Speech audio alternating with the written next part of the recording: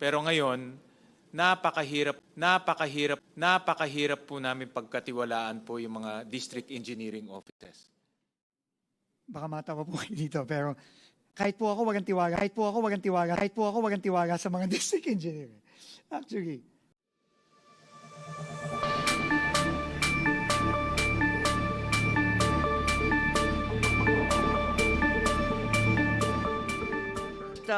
Clarify that there has been ample time. August 31 was the appointment date of Secretary Dixon. That was quite a few months ago, during which period, nakailang beses siyang humarap sa Senado, paulit-ulit po ang tanong namin kung talagang sapat itong budget na nilaan.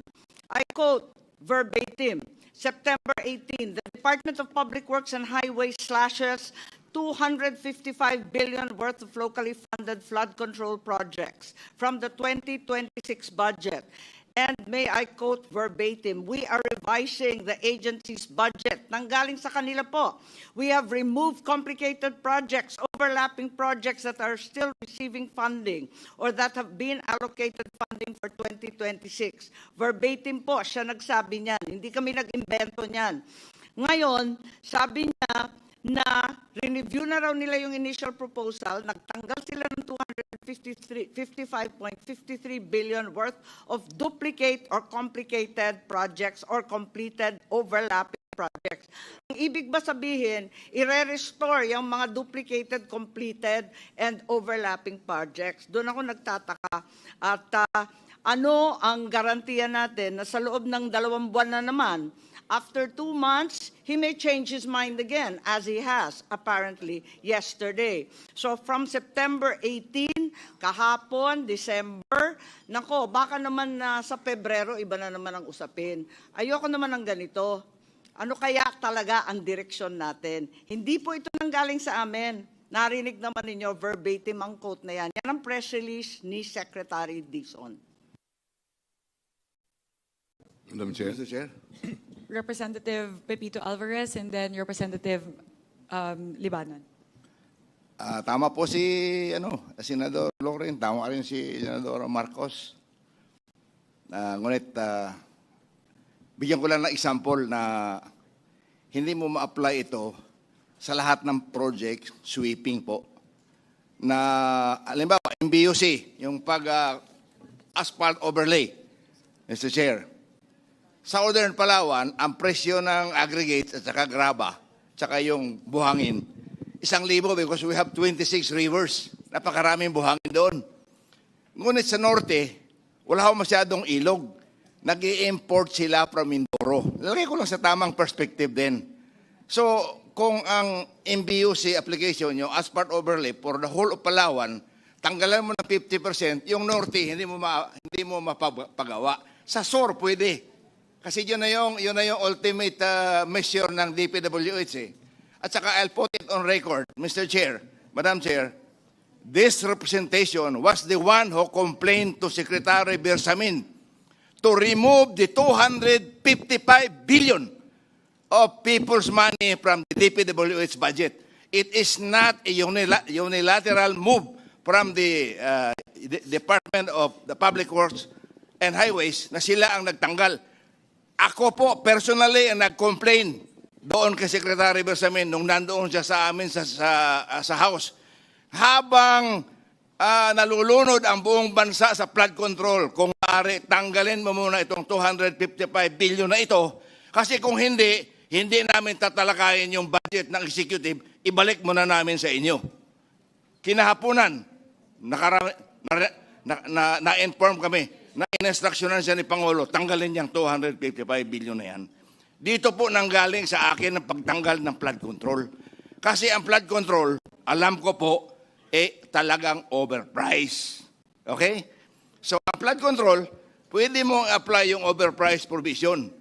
But kung gagawa ka ng MBUC, walang graba sa Northern Palawan, 600 kilometers po ang distansya ng buong Palawan.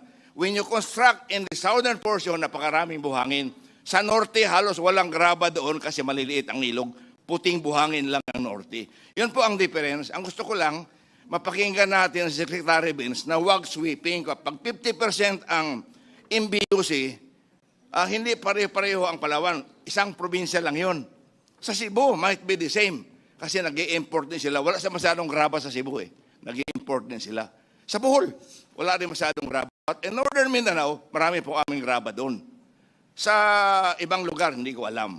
Kaya nakikiusap kami na pakinggan yung para madinig ng buong bayan si Secretary Vince kasi meron na siyang ginawang ratio eh. Ito na.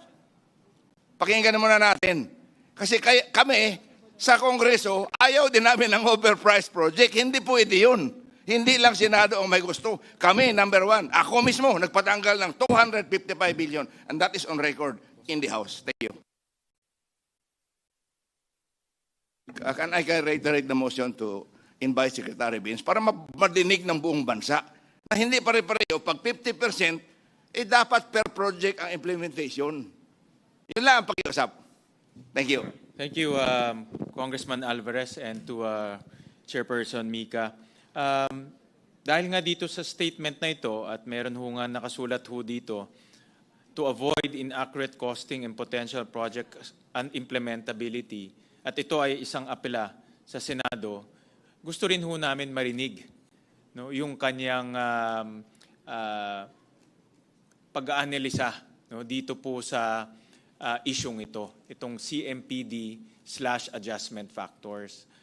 Pero, for the record again, nung nagkaroon ho kami ng 2 hearing sa Senado, klarong-klaro na sinabi niya na may maraming overpriced na items sa loob ng budget. At tingin ko, hindi ho tayo magdedebate na ayaw natin yung overpriced item sa budget. Pare-pareho tayo lahat. No? Hindi ho tayo magdedebate doon. Ang gusto ho natin, isang budget na malinis, isang budget na ang kanilang presyo ay totoong presyo at reasonableng presyo.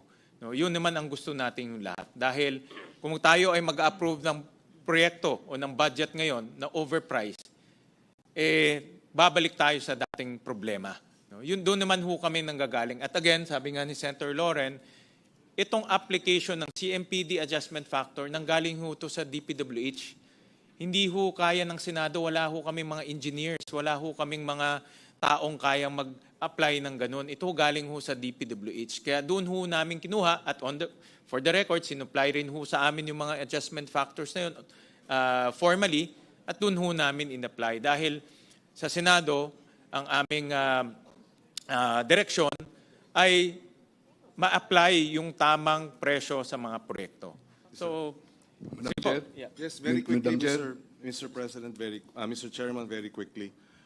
Hindi lamang kasi yung overpriced sa flood control ang ating concern. In fact, yung hearings, those classroom acceleration measure, pati yung DPWH classrooms, overpriced, lumalabas. Kaya kung sinabi nilang overpriced, yung secretary mismo, tapos ngayon ay sinasabing aprubahan natin, ibalik natin yung pricing, ayaw nating pikit matang mag-aaproba at tatanggapin yung kanyang paliwanag na biglang parang 180-degree turn siya, no? Nagbaliktad. Yung dating overpriced, gusto niyang i-restore. Yun ang concern namin. Yung dating sinabi niyang overpriced, ngayon gusto niyang ibalik. Tama ba yun? Kaya dapat lang magpaliwanag siya. Madam Chair, maraming salamat po sa comment ng mga senador. Minority Leader Libanan. Thank you po, Mr. Chairman. Maraming salamat po. Ang isang kailangan nating i-consider din po dito, na hindi lang tayo nag-a-appropriate ng pondo. Ang importante, nag-a-appropriate tayo ng pondo na mai-implement. Kasi kung hindi po ito ma-implement ng tama, walang saysay maglagay ng pondo dito. At sinusuportahan ko po yung pag-imbita sa ating sekretary. Maraming salamat po. Mr. Chair, I support the request for Secretary Dizon to explain to both houses and to everyone so that we can be clarified. Anyway, from the beginning, Sila naman sa DPWH ang nabigay sa atin ng impormasyon. So we see how it will be revised, amended, taken back, or just explained para maliwanag. So I join the House in asking him to explain to all of us if that's fine with the body.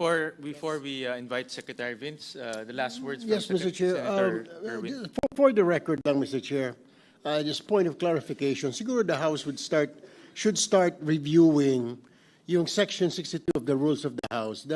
Nagsasabi po na in cases where the House does not agree with the Senate on any amendments to any House bill and these measures have conflicting provisions, differences may be settled by conference committees only composed of representatives from both chambers. Yun lang naman sa akin, Mr. President, Mr. Chair, Madam Chair. Thank you po. Senator Erwin, ito naman ay meron pong concurrence ng both the Senate and the House of Representatives. So talagang hong bihirang-bihira ang nag-i-invite ng resource persons. No? Dahil ito ay pag-uusap o pagpupulong po ng dalawang kapulungan. Pero kung meron pong mga ganitong talagang kakaibang sitwasyon at kailangan ho natin maintindihan ng mas malalim pa ho yung mga issues, with the concurrence of both chambers, pwede naman ho tayo mag-invite. No? So, Pero tama ho kayo na ito dapat bihirang-bihira, hindi ho pwede maging regular. I guess, Mr. Chair, Madam Chair, we have to review our rules.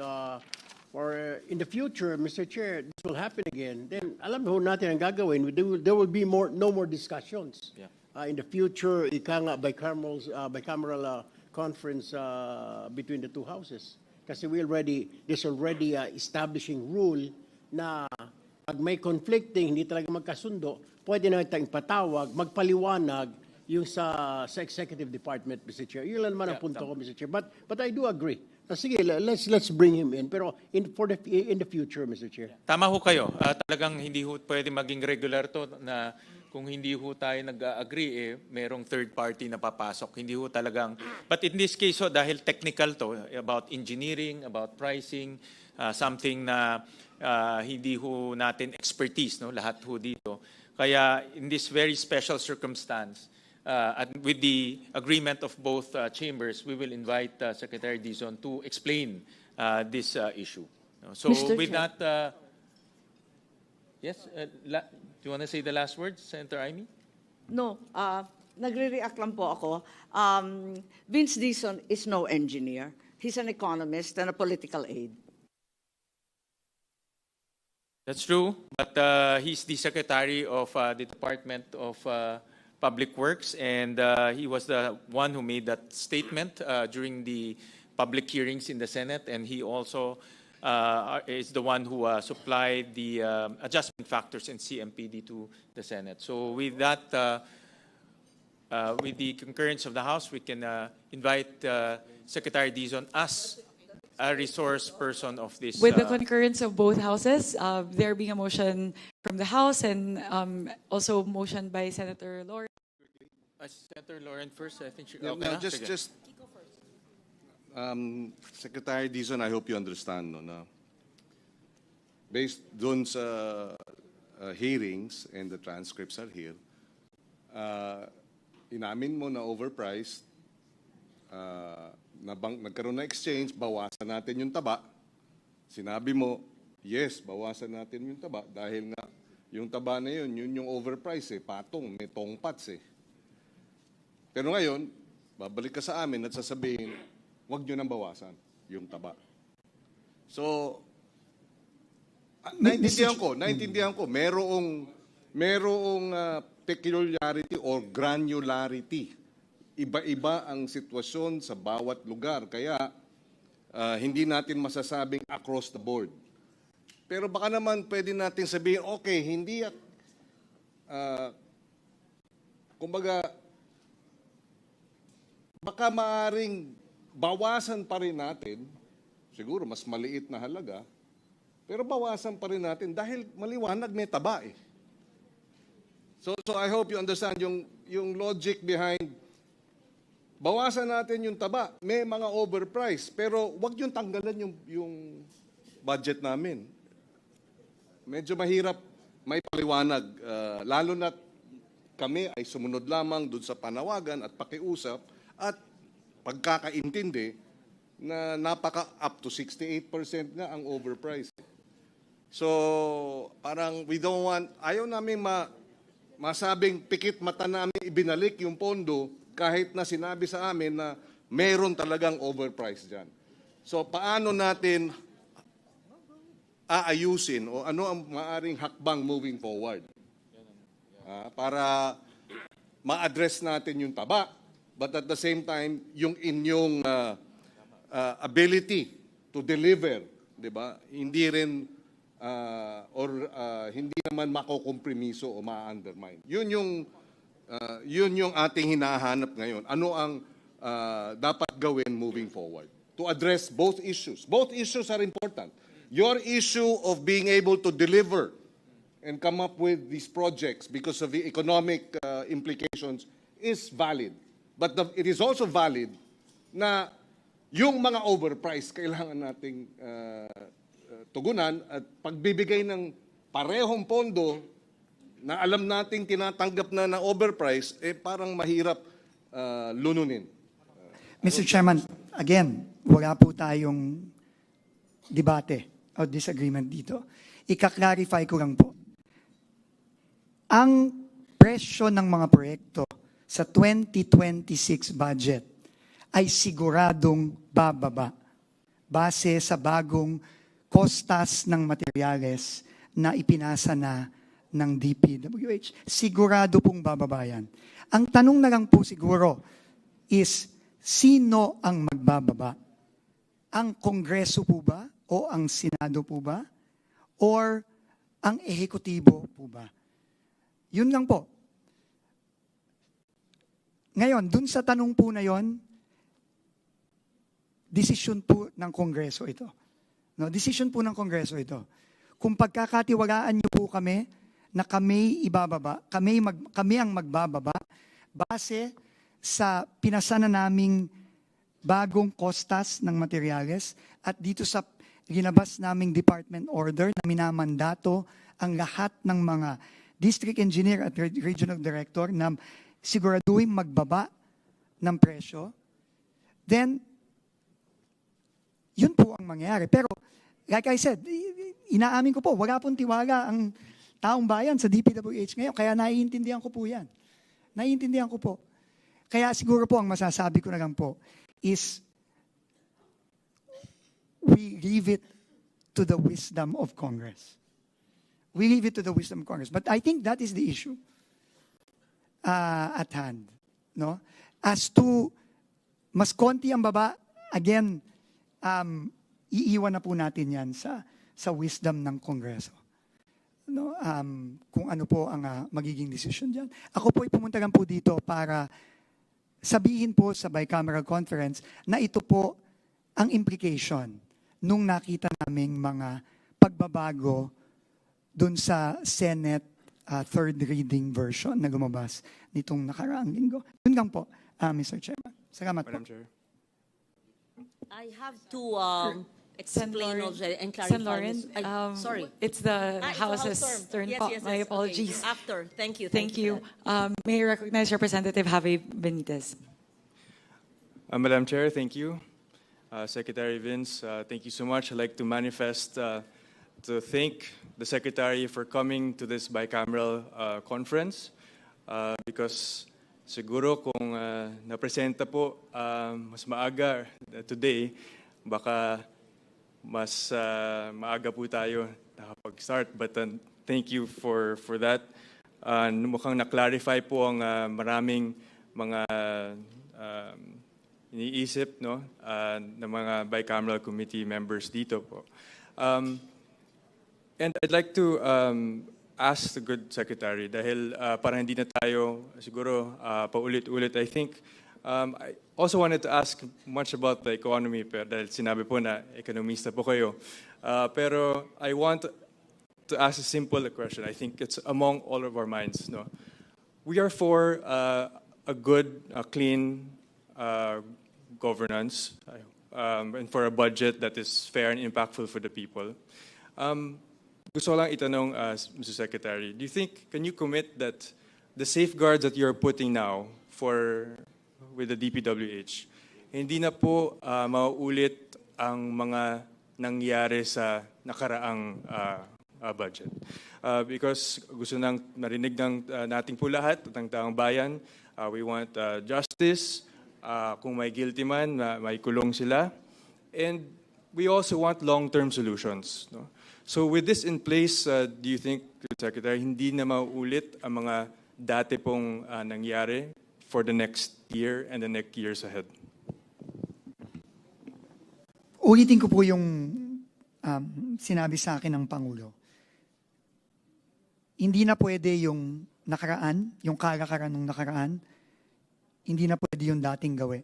Kailangan baguhin natin ang sistema sa DPWH. At yan po ang ginagawa natin ngayon. Sinimulan po natin dito sa pagbaba ng presyo ng mga cost of materials. Sinundan po nung ginaunch ng Pangulo ang Transparency Portal. At marami pa pong mga ibang reformang parating. So, masisigurado ba natin na mawawala na kung may isagawa po natin ang mga lahat ng mga reforma with the support of Congress, mangyayari po yan. Pero ito po ay proseso. This will not happen overnight. This will not happen overnight. This is a process of reform, of change that needs to be relentless, that needs to be consistent. No, there is no silver bullet. Kahit na po ibaba natin lahat ng presyo ng ng materyales, hindi magic bullet yan para po masolve to. So with the support of Congress and with the will of the President, we can do it, but it is a process and we need to be relentless and consistent with the reforms that we will be initiating. Mr. Chair? Yeah. So, actually gusto ko lang sundan yung sinabi ni Senator Kiko. Kay Secretary Vince, ako may tiwala ako sa inyo. Sinabi ko na yon sa mga iba't ibang pagdinig natin. Pero ngayon, napakahirap po namin pagkatiwalaan po yung mga district engineering offices. To be honest about it. Diba?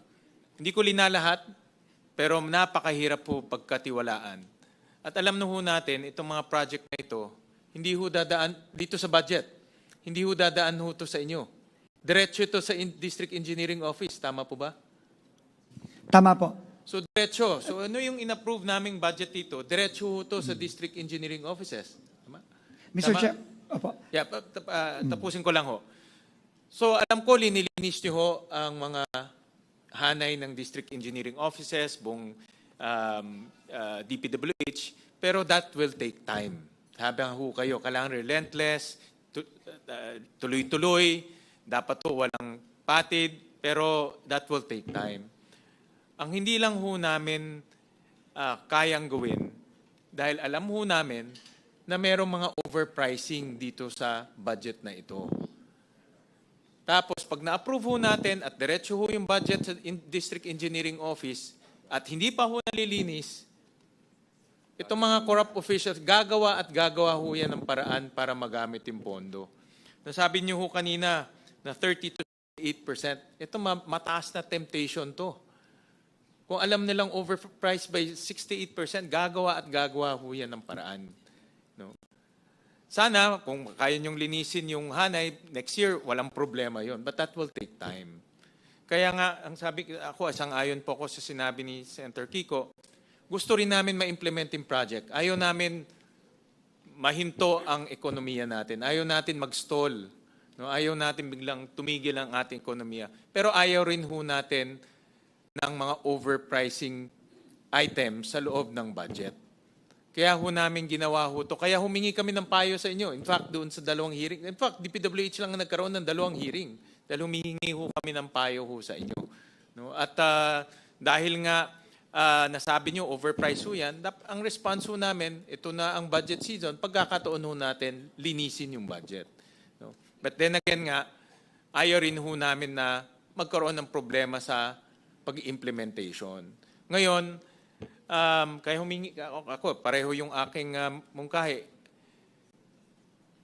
Dapat may action rin ho kami ngayon na dapat gawin para masigurado ho namin na yung pepermahan ho naming budget ay alam ho namin walang overpricing.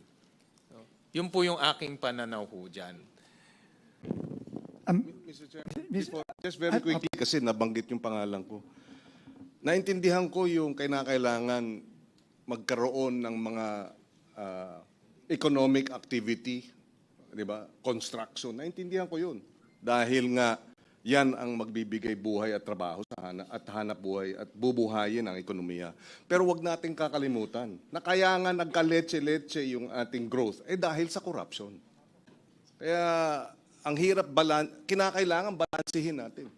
Yung kagustuhan nating magkaroon ng economic activity, magkaroon ng construction activity, magkaroon ng trabaho sa kanayunan, pero tandaan natin, kaya nga natigil ang nagkaproblema sa ekonomiya dahil sa corruption. Mr. Chairman, if I may respond lang po. Baka matawa po kayo dito, pero kahit po ako walang tiwala sa mga district engineer. Actually, to be quite honest, no? Magtatatlot kalahating buwan pa lang po ako dito. Kaya nga po naglabas kami ng department order na minamandato namin sila. Kahit na po ang pondo ay dediretso sa mga district offices, kami po ay naglabas ng department order para masigurado na ibababa nila ang presyo. At hindi po namin i-approve ang kanilang pagpapabid kung hindi nila ibaba ang presyo. Pero I think ano na po ito. I think lahat naman po tayo nagkakaintindihan na ayaw natin ng overpriced. Ayaw na ayaw po namin yan.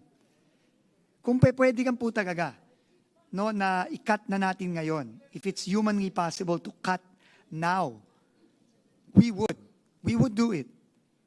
It's just that according to our engineers, not the district engineers, but the engineers in the central office, for us to go through each and every project out of 10,000, 12,000 projects, talagang hindi po kakayanin. So kaya po kami nagdesisyon na magpadala ng sulat sa Senado. Pero again po, ulitin ko, we will leave it to the wisdom of the Senate kung paano po mag-resolve ito. Salamat po. I would now like to recognize Representative Pepito Alvarez.